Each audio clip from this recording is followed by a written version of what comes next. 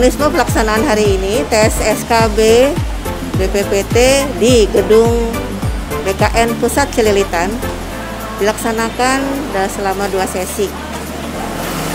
Anak-anak peserta tes antri di depan, kemudian masuk untuk dicek identitasnya. Kami menggunakan protokol kesehatan yang ketat dengan cara membatasi pelamar dan petugas pengecekan. Kemudian anak-anak diminta cuci tangan dan pada saatnya dipanggil untuk menyerahkan tasnya, dimasukkan ke dalam locker, kemudian masuk ke ruangan dengan pemeriksaan body checking. Di atas laksanakan tes sesuai dengan aturan dari BKN. Peserta SKB saat ini 720 orang. Hari ini 425 di BKN Pusat Celilitan. Peserta yang lain tersebar di 17 lokasi, 12 kanrek dengan 6 UPT. Satu di sini ya, jadi 17 tambah 7 18. Ditambah 2 titik lokasi di Malaysia Kuala Lumpur dan di Belanda Den Haag. Kami dibantu oleh BKN dan Kementerian Luar Negeri untuk pelaksanaan di luar negeri itu. Saya mengucapkan terima kasih sekali. BKN sudah membantu pelaksanaan ini, menyediakan tenaga, fasilitas, infrastruktur dan semuanya untuk pelaksanaan SKB BPPT dan SKB nasional, juga kepada Kementerian Luar Negeri. Penerapan tes di luar negeri sampai selesainya kemarin itu terlaksana dengan lancar. Ada tes SKB dengan CAT, ada tes juga talent mapping, dan ada tes wawancara unit kerja. Semua berjalan lancar, internet, jaringannya bagus, tidak ada kendala, pendaftarannya oke. Pelaksana panitia di lokasi KBRI-nya juga sangat membantu, dan sekali lagi apresiasi untuk Kemenlu yang sudah membantu kami. Oke, standar kelulusan ya. Standar kelulusan secara umum di tes seleksi CPNS itu 40% SKD itu sudah selesai, kemudian 60% SKB sekarang. Dari 60% itu 50% adalah nilai tes CAT-nya atau tertulisnya, kemudian 25% nilai dari talent mapping dan 25% wawancara.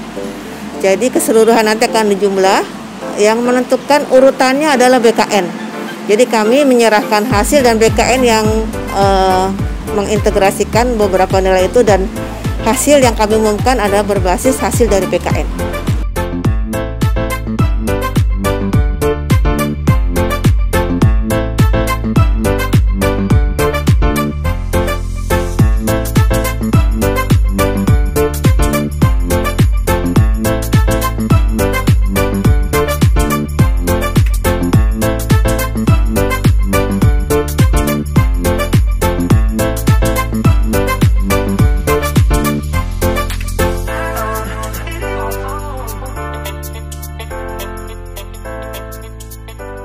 Nah, untuk peserta, pesan saya, karena ini jumlah dari positif COVID-nya meningkat dan DKI sudah menerapkan WFA lagi, maka kami minta dari rumah sudah berhati-hati.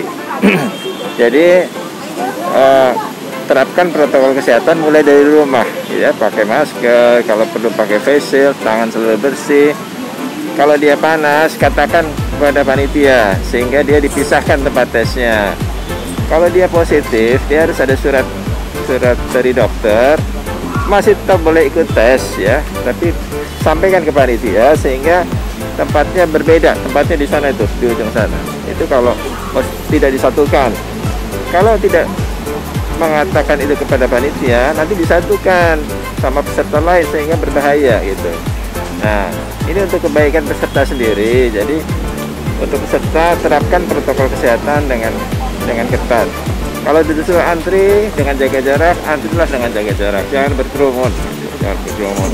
Ini kita sudah berusaha menerapkan protokol kesehatan dengan baik. Jadi ikutilah perintah-perintah dari panitia seleksi ini dengan disiplin. Saya kira itu. Nah, saya kira memang dalam 4 tahun ini kita sudah mendapatkan yang terbaik ya, yang terbaik.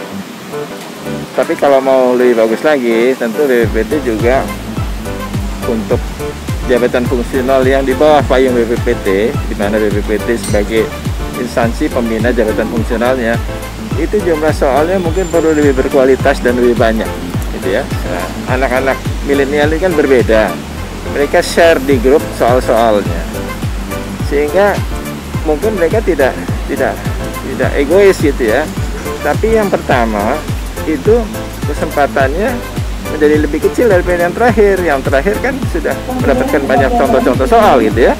Nah, supaya itu tidak terjadi, maka jumlah soalnya harus banyak sehingga kita bisa mengacak secara random dan tidak ada soal yang akan sama gitu.